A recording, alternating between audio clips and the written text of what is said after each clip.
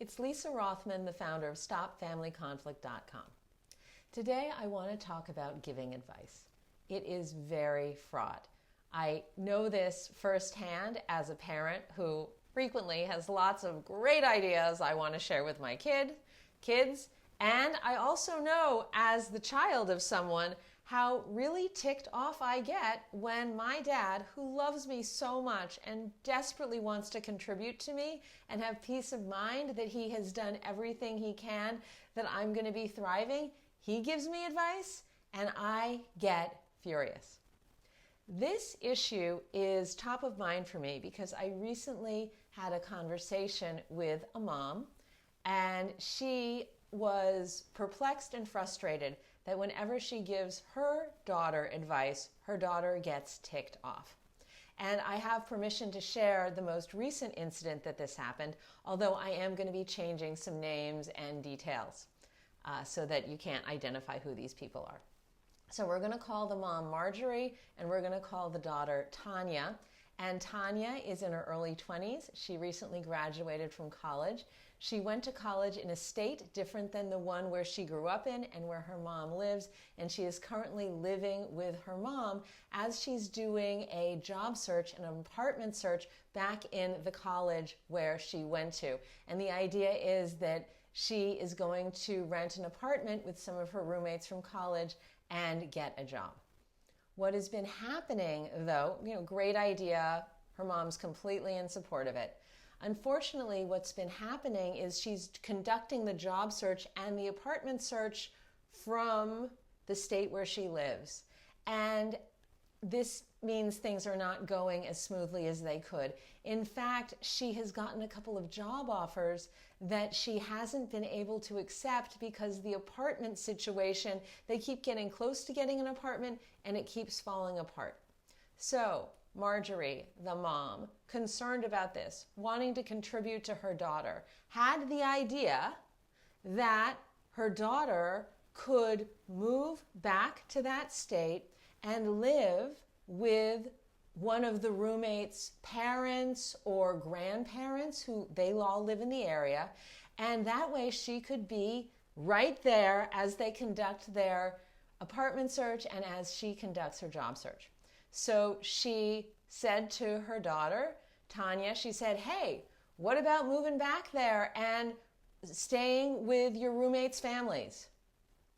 And her daughter got really angry and said, Mom, I would never do that. And something along the lines of, who do you think I am that I would want to live with strangers? So now the situation, as you can imagine, is a no-go zone, and Marjorie is still concerned about what's going on and doesn't know how to broach the topic again, and also just doesn't quite understand why her daughter is so opposed to this idea and why she had such a big reaction. That's the part, because she notices a pattern. Whenever she gives advice, her daughter has a big reaction like this. So we had a conversation, and I shared some solicited advice with her. I got consent. And I did some coaching with her, and she's curious to try out what we figured out that she might do differently the next time. And I want to share those strategies with you because maybe you'd like to give them a whirl yourself the next time you want to give your child advice, or really anybody advice. And so here is what I want you to remember. Giving advice with an open heart and an open mind helps people open their ears. So in today's video, I want to share what I mean by having an open heart and what that sounds like. Then I want to share what having an open mind, what I mean by that, and what that sounds like. And then we'll put all of that together. It's a 4-step process in what Marjorie might have said to her daughter instead, so you can hear how all the pieces hang together. Okay, so let's start by talking about what I mean by having an open heart when we give advice. What I mean by that is, typically, when we want to give advice, we are worried. we have a concern. This can go on a spectrum from, oh my God, get out of the street, 5-alarm fear, to, I'm a little concerned that if you have that pile of clothes in your room, it will be difficult for you to find what it is that you want to wear if you're in a hurry. Okay, so our concern can go from red hot alarm to sort of mild concern. But that is typically, check this out for yourself, but in my experience, that is typically why I'm wanting to give someone advice, particularly my child. I have some concern. There's something I'm seeing, there's a consequence to their actions that I'm seeing that they might not be seeing. I've lived a long time. I have lots of information. I want to contribute to them. I want to have peace of mind that I've done everything I can to do that. And so there's this concern. And what sort of parent am I if I don't share it with them? Okay, the problem that I see many parents, including myself, sometimes falling into is we don't name our concern as our own. And so this is half of what I mean by having an open heart. It means me being vulnerable and sharing and owning my concern as my own. And it's not necessarily my child's concern.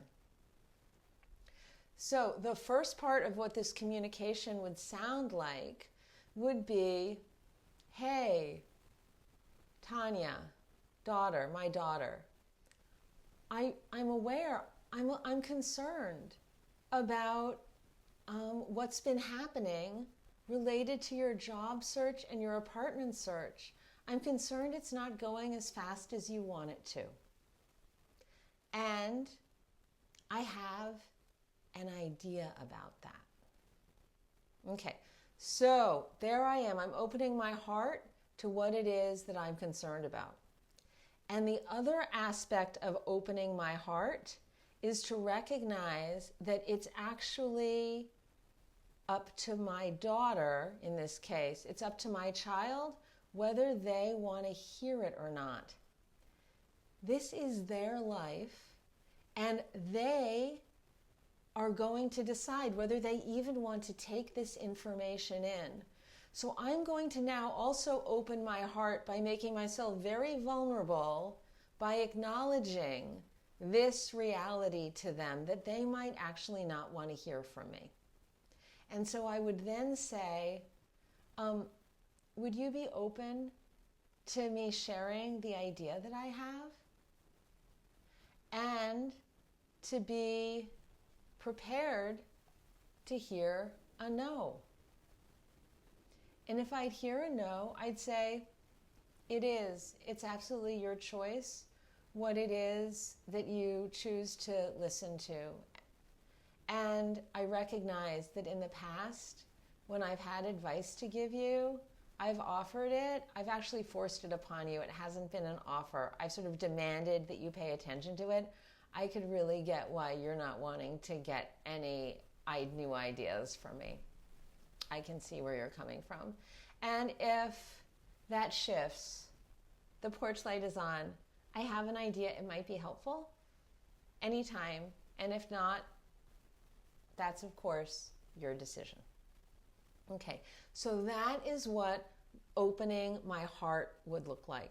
And once again, giving an advice with an open heart and an open mind helps people open their ears. So now what does having an open mind look like? Well, it means having some humility and recognizing that even though I'm the parent and I've lived a long time, I might not know best. Because what happened when Tanya got that heard Marjorie's idea, she didn't feel seen at all for the fact that she experiences these roommates' parents and grandparents as strangers to her. Didn't feel seen at all because it turned out that Marjorie was missing a very important piece of information. Even though these roommates' parents and grandparents all lived in the same city where Tanya, the daughter, had gone to school, she had actually only met them on one occasion, at the graduation. So they were strangers to her. And so Marjorie, in making this this statement, there was such a disconnect from Tanya. She felt so not met in her reality and confused and angry that Marjorie hadn't even been curious to ask what the actual situation was, that she had this very strong negative reaction. You know, why would I live with strangers? And now we have this break between them. So what having an open mind is to the fact that you don't know everything necessarily, and acknowledging that, it would sound like, the first part of it would sound like, if Tanya were open to receiving the idea would sound like, how this would sound is, so I want to, before I share my idea, say that it's possible you've already thought of it and rejected it for really compelling reasons, or that I'm missing something in this picture. There's some information that I don't know. But here is the idea that I had. So now the person is like, oh, mom doesn't think she knows best. I actually, as the child, I still exist. I have my own agency. I am being trusted that I may have thought about this. I'm a whole human being who thinks about things like this. And mom sees that and acknowledges that. This, I think, would help open ears. And then following through on this open mind piece and having humility, after presenting my idea, I would invite pushback.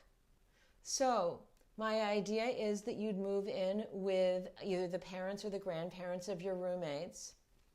I'd love to know what would make that not feasible. So rather than assuming that this idea is going to work, I actually take the approach of probably it's not. And I'm just curious why. And now the person receiving the advice has total freedom and spaciousness to share what doesn't work about it. And I believe is then also more likely to be more open-minded themselves and have more open ears that will lead to more open-mindedness on their part. Actually, could that work? Or that doesn't work, but it inspires me to think of something else that actually could work. So now let's put it all together. This part about this piece about how having an open heart and an open mind helps people open their ears when we're giving advice. So the whole string would have been Marjorie telling her daughter Tanya, Tanya, this is my concern, not necessarily your concern, but what I've been seeing is, you had to turn that job down, and I'm concerned that this might be frustrating for you, and you'd want to, get settled in your new life. And so I had an idea about that, and I'm wondering if you're open to hearing it. And then her daughter says yes. Okay. So before I even share my idea, it's entirely possible that you've already considered this idea and rejected it for compelling reasons. Or you haven't thought of it, but it's because it's too out of left field and doesn't work. It's just absolutely not going to work, and that's why you didn't consider it. But my thinking is, what about moving there and staying with your roommate's parents or grandparents? And then what I'm imagining, although we didn't get to do it, but what I could imagine her daughter saying, but with softness, yeah, Mom, that one's not going to work because I don't know them and I don't feel comfortable living with total strangers. At which point, given what I know about Marjorie then would have said, also with softness, oh, I didn't realize that you didn't know them. I'd made assumptions. I wouldn't want to live with strangers either. That would be really hard for me. I totally get why this idea doesn't work for you. If I have any more ideas, would you be open to hearing them? And I have a hunch there'd be much more softness in the field, much more receptivity. Okay, so what does this mean for you? The next time that you want to give someone advice, connect with yourself about what your fears are. Name them. as you tell them and own them as your own, as you say, so this is why I want to share this with you. Seek consent. If you don't get it, don't persist. It's not going to go well. If you do get it, then have humility.